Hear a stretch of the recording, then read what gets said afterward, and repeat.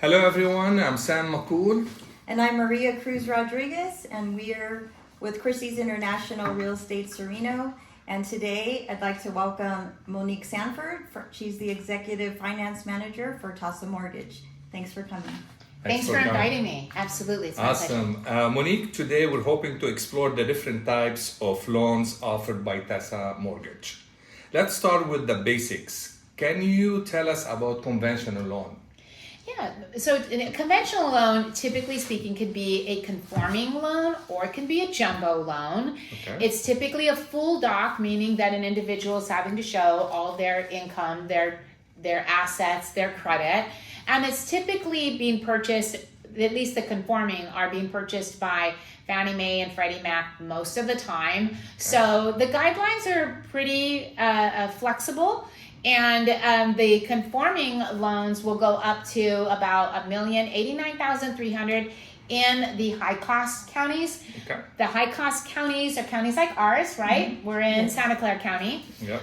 Then Contra Costa County, Alameda County, they're also high-cost counties. And so we are surrounded by other counties that will fall in those same loan limits. So anything below the $1,089,000 would be considered a Fannie or Freddie loan. Okay. And so what would be the main reason for a person to choose a jumbo loan over a conforming loan? So the jumbo loan would typically be anything over that loan amount of $1,089,300. Okay? Jumbo loans typically have better interest rates. And with some banks, there might be even some overlap between conforming and jumbo. But the jumbo loans are harder to qualify for. They are more restrictive when it comes to credit score. They typically require reserves. So that means that after you close escrow, you need to have at least usually 6 months, 9 months, 12 months worth of reserves. And they also have limitations with debt to income ratio. So again, harder to qualify for, but bigger loan amounts. Interesting. Now moving on, can you enlighten us about government loans? Government loans. I love government loans because typically we're dealing with a lot of first-time home buyers, but not necessarily. So that's FHA, we have VA, and we have USDA. Okay. For the FHA loan, it's usually someone that has a lower down payment, and quite often they have more challenging credit, usually a challenging credit score. And Monique, what would be considered a challenging credit score? That's a good question, Sam. I'm glad you asked. Thanks. So a challenging credit score honestly can be as low as 580. So FHA will offer loans with credit scores as low as 580, right? However, conventional will go down to 620, and obviously FHA will as well. But in many instances, the pricing will be better. The payments will be lower. So at Tasa Mortgage, we like to look at all or both options to see which one's going to be the best option for that borrower. Nice. The other option for government loans would be a VA loan. VA are for our vets, which we love helping our vets, and we love helping them finance homes. The really cool thing about that is they get bigger loan amounts at 100% financing with no private mortgage insurance. So they can put 3% down, 0% down, and there's no monthly private mortgage insurance. It's a great loan. Okay. So why wouldn't a vet want to use their VA benefits? That's a really good question. And I think the reason why in the Bay Area where we're at, we find that we're in a very competitive market. And when a seller sees an offer that says 100% financing, they sometimes might be, geez, I don't know that I want to sell to an individual that needs 100% financing, right? The other reason is because VA loans usually require Section 1 clearance and usually some Section 2 clearance.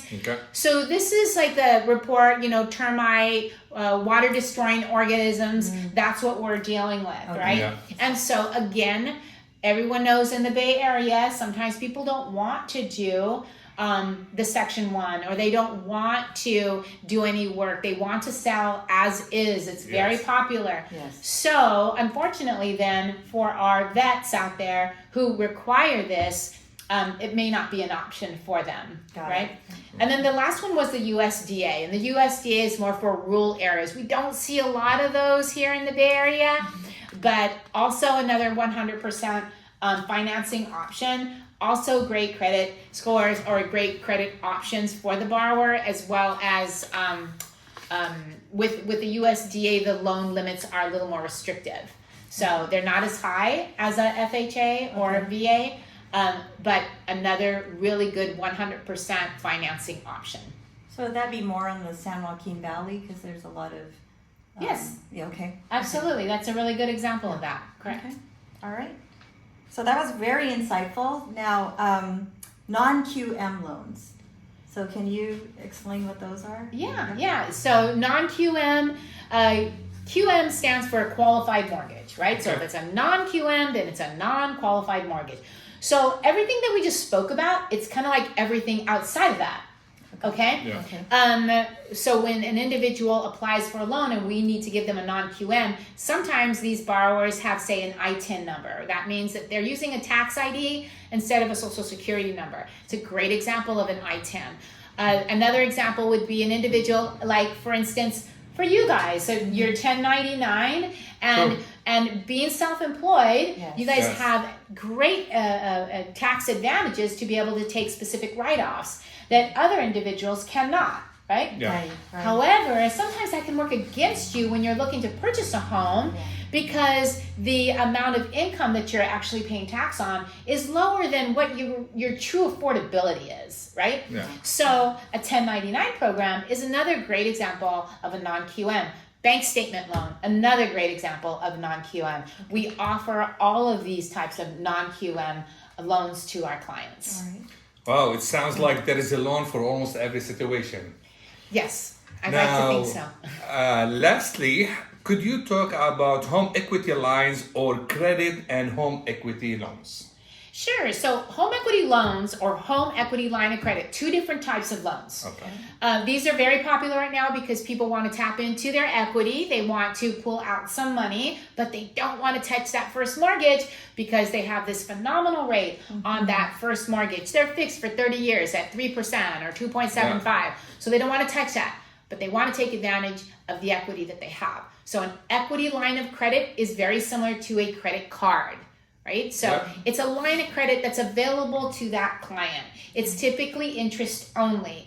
And the credit that you get approved for, the line of credit you get approved for, you don't need to take that full draw at the initial time when you close. So if you got a line of credit for $150,000, you can get it, have it done, close, and not touch it. And maybe when you want to buy a new car or send your kids to college, that's when you touch on that equity line of credit. And that's when you start making those payments. Typically, it's interest only for the first 10 years. Then it goes fully amortized the year after that through the last 20 years. That's an equity line of credit. The second option is the equity loan. And an equity loan, the downfall to that is that you need to take the full draw the moment you close escrow. In most cases, right? You take the full draw, which means you're immediately what? You're starting to make payments on it, right? So that's another reason why people don't want the loan. But one of the good things about an equity loan is the interest rate. Okay. Yeah. Typically, the interest rate's going to be better than an equity line of credit because the equity line of credits are tied to prime, and prime right now is at 8.5%. Cool. All right. All right. So that's wonderful information, Monique. Thank you for clarifying the world of mortgages for us. Yes, thank you for joining us today, Monique. It's my pleasure.